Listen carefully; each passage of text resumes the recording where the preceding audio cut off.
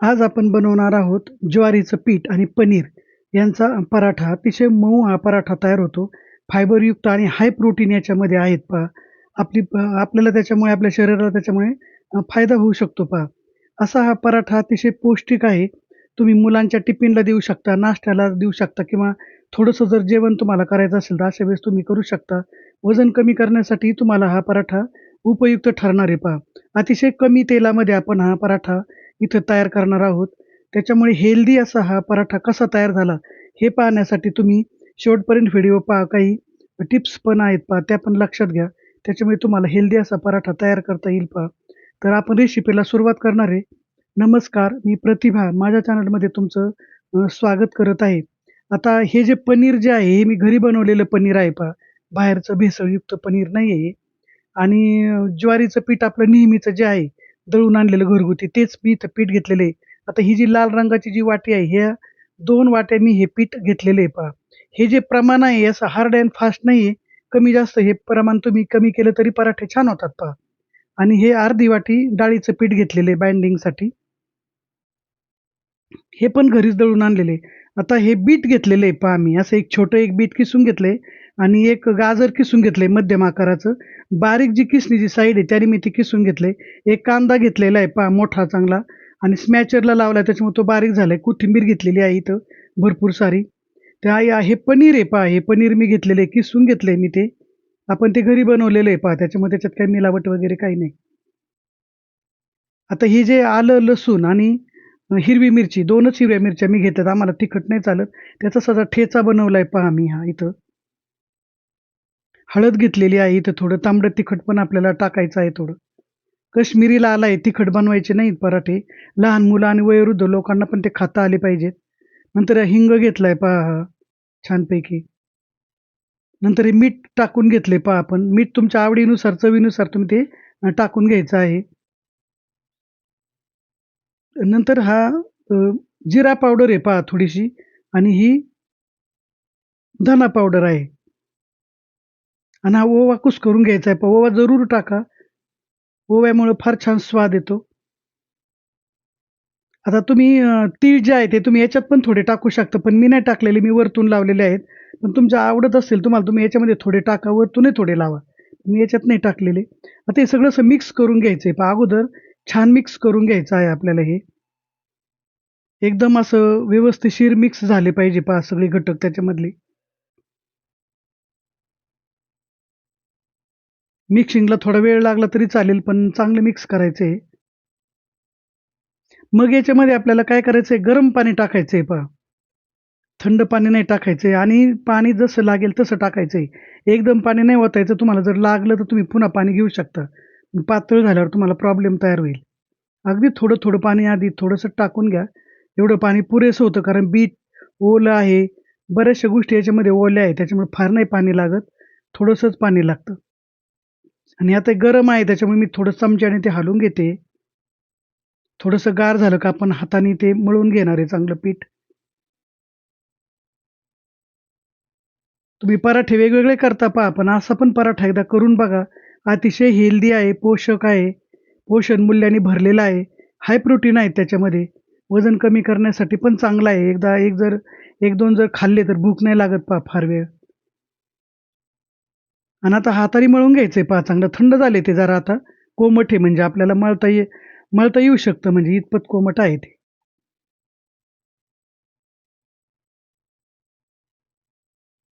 तुम्ही याच्यामध्ये एखादे घटक जास्त घालू शकता पहा. काकडी किसून घालू शकता किंवा काही आवडीप्रमाणे तुम्ही दुसऱ्या भाज्या पण टाकू शकता. पण खूप भाज्या टाकल्या तर आपल्याला पराठा लाटता पण आला पाहिजे. त्याच्यामुळे मी एवढ्याच टाकल्या त्याच्यामध्ये. माझ्याकडे एवढ्याच होत्या. आता हे रेस्ट करायला एक 10 मिनिटं ठेवायचंय पहा आपल्याला. झाकून ठेवायचं एक 10 मिनिटं. 10 ते 15 मिनिटं ठेवू. झालेत पहा 10-15 मिनिटं. त्याच्यावर मी कढई ठेवली होती.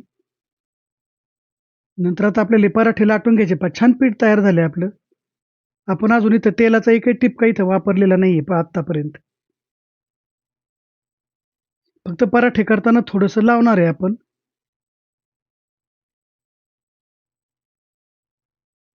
तर पराठे बनवायचे आहेत पहा. प्लास्टिकचा कागद घ्या तुम्ही.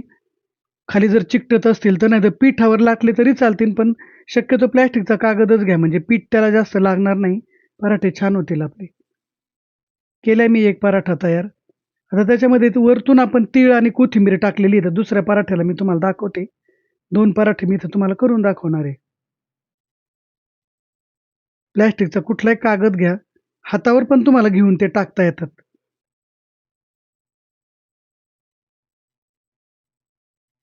चिकटत नाहीत, काही नाहीत. असे द्यायचे पटकन टाकून.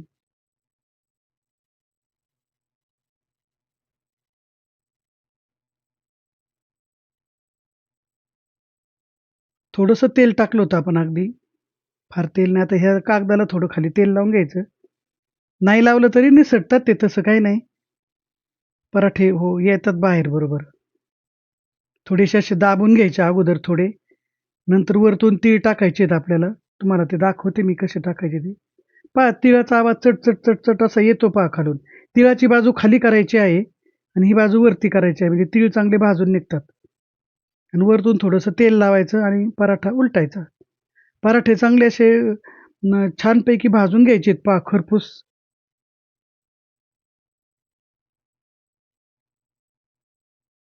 पहा छान झालं एकदम. फार जाडही नाही करायचे आणि फार पातळही नाही करायचे. असे मध्यम मीडियम साईजचे पराठे बनवायचे आहेत आपल्याला. तसं आपलं पीठ गरम पाण्यात टाकल्यामुळे सगळं तिथं व्यवस्थिशीर निम्मा अर्ध भाजूनच निघलेलं आहे शिजून जवळ-जवळ. असा कढईने थोडा-थोडा दाबायचा आहे.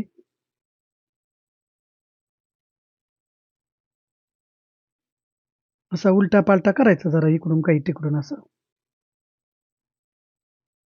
लालसर होईपर्यंत भाजायचा आहे. कसा लालसर झालाय आता.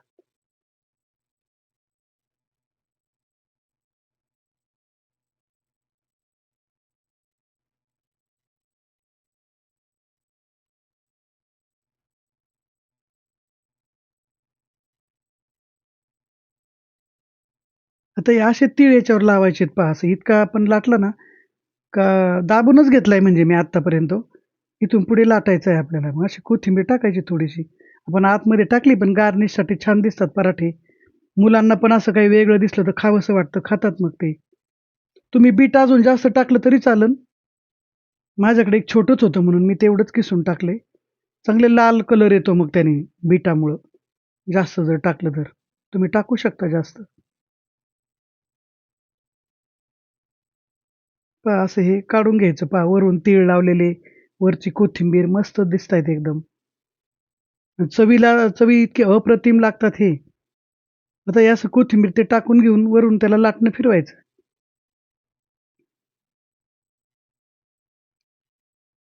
2 पराठे मी तुम्हाला करून दाखवते, बाकीचे नंतर करते मी. हे बघा हे अशी कोथिंबीर छान दिसते वरून. तुम्ही हातावर पण घेता येतात त्या प्लास्टिकचा कागद जर तुम्हाला नाही उचलायला जमला लवकर तर खाली चिकटू शकतो. हातावर पण येतात ते घेता. झालं बाकीचे नंतर दाखवणार आहे मी तुम्हाला ते 2 करून दाखवते. दाखवलेत म्हणजे. पहा असे पातळ छान झालेत म्हणजे. फार खूपच पातळ पण नाहीत.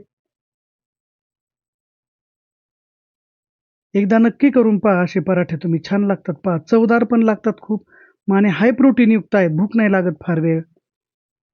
आपल्या शरीराचे जे पोषण मूल्य आहेत, ते या पराठ्यामधून बरेचसे भरून निघतात पहा.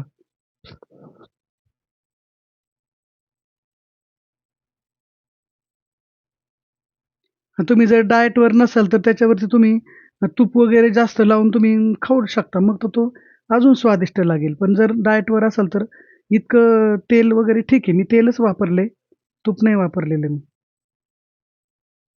असे सुद्धा छान लागतात ते.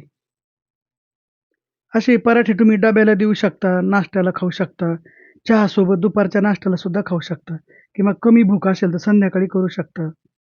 आणि पटकन होतात पहा, झटपट 5 ते 10 मिनिटात. काहीच वेळ नाही लागत. फक्त भाज्या चिरायला वेळ लागतो, बाकी काहीच वेळ नाही लागत. झालेत पहा आपले पराठे तयार आहे. किती छान दिसतायत बघा. आजची रेसिपी तुम्हाला कशी वाटली मला एक कमेंट करून सांगा. व्हिडिओला आवडला असेल तर लाईक करा, शेअर करा आणि सबस्क्राईब करा. आणि असेच नवनवीन व्हिडिओ पाहत राहा. आता असे हे पराठे तुम्ही चटणीसोबत खाऊ शकता, लाल दह्यासोबत खाऊ शकता किंवा असे सुद्धा खाऊ शकता. तर मी ते फार तिखट नाही केलेले पहा. लहान मुलं आणि वयोवृद्ध लोक आहेत आमच्याकडे. पहा किती मऊ झालाय बघा.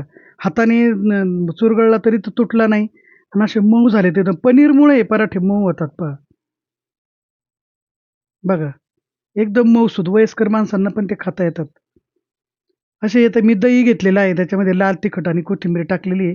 तुम्ही अशी लाल एखादी चटणी पण करू शकता. लाल चटणी पण आहे माझ्याकडे. लाल चटणी भरपूर तिखट आहे. ही दही नाही एवढं तिखट, पण तुम्ही कशाबरोबरही खाऊ शकता पहा. धन्यवाद व्हिडिओ पाहिल्याबद्दल.